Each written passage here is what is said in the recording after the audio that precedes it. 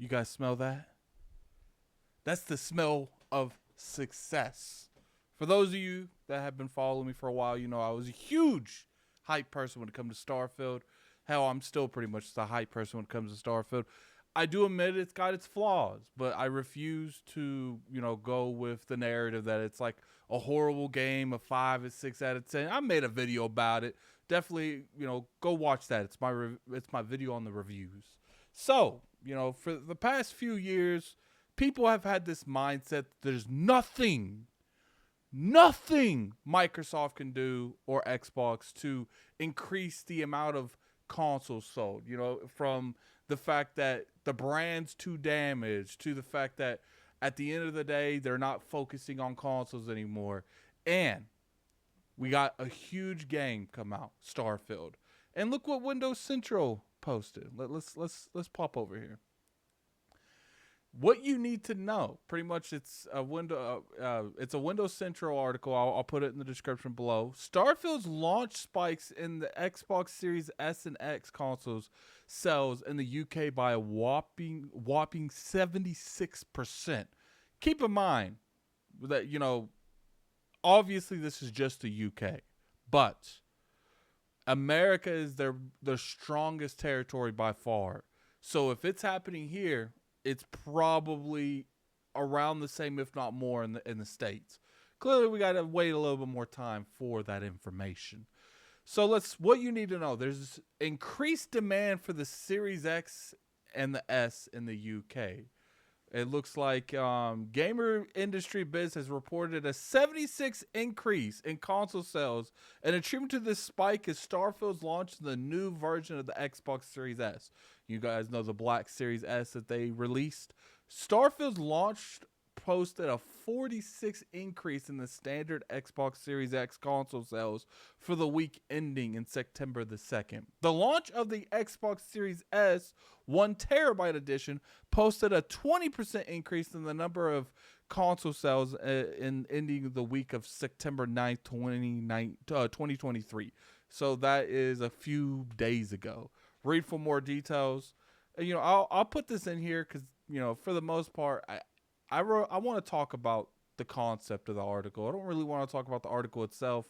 I'll put this in the description so you guys can go over there after the video and, really get to the nitty gritty of the part. I've said for years, look, there is incidences where, sure, brands are too damaged. You can't recover from that. But when it comes to gaming, that's not the case. Gamers are very, very not loyal. You guys think, there's loyalty. We see console wars all the time. Yeah, you see a small portion of people on Twitter that's screaming this stuff. But when it comes down to it, when it's the nitty gritty, what's actually going on, you know what's happening throughout the board? People go where the games are. People go where the Spider-Mans are. People go where the Gears of Fives, the Halos, the Uncharted's, the Last of Us's are. It doesn't matter how bad you mess up. I'll even go above and beyond on this one, and I know people in the comment section, you're going to be down there, and that's fine. Let's say Xbox starts to hit with games like Starfield. Sure, it's an 84 on Metacritic, and I disagree with that. I think it's mainly around an 87 to 88, my perspective. But regardless, so let's say that this game is a little bit higher when it comes to that, and Hellblade scores around the same thing, and Avowed scores around the same thing. They score anywhere from 84 to a 90. You know what that's going to do? That's going to show consistency in the Xbox brand. And this is what my hot take of the afternoon, and I know you guys going to be in there in the comment section typing. If they consistently keep up that quality of output, they could even get rid of Game Pass. Sure, people in the comment section were like, but Addict, that's the whole reason they're doing this. And I'm not saying they're getting rid of Game Pass.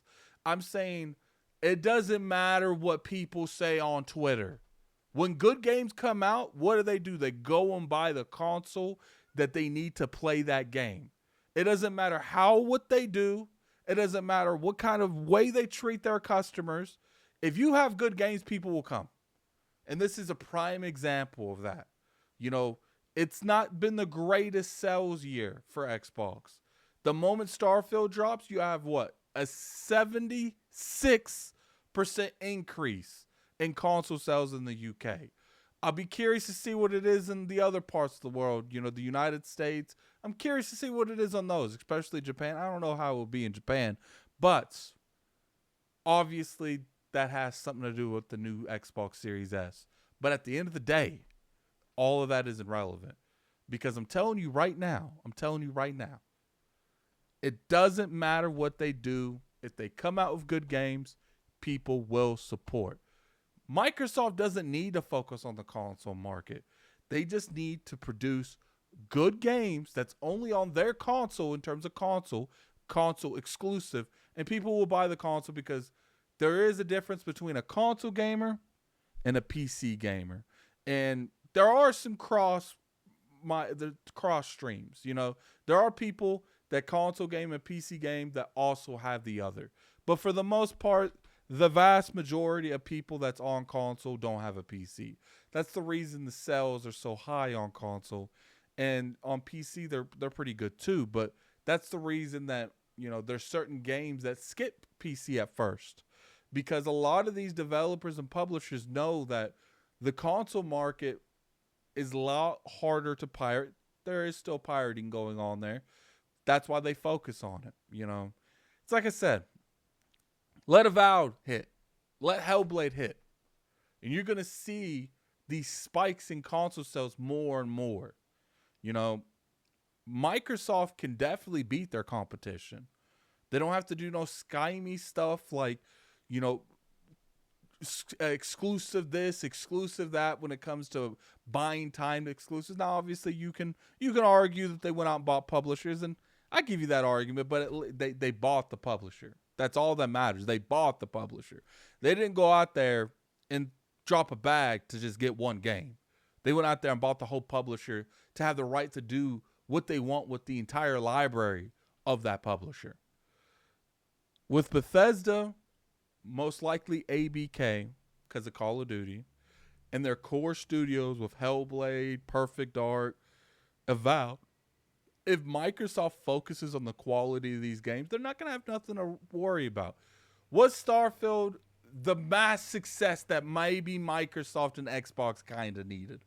You can argue it wasn't. I'd argue that it did what it was supposed to. It got a lot of people interested in the Xbox brand, and more games like that is what the Xbox needs. Not every game is going to hit every corner. There are things about Starfield that I'm disappointed with, but for the most part, I love the game. Still recommend the game. But I'll say it here before I end the show. It doesn't matter what a console does in the past. It's about what are they doing for me now. And if Microsoft delivers more key experiences, people will come. Put in the comment section below, though, what do you guys think? Do you think that's accurate? Do you guys think that, regardless what the history of a console is, as long as it's delivering solid experiences, now people will invest into it? I'm curious to hear you guys' opinion in the comment section below. And until next time, this is Gaming Addict. I'm out of here. Peace.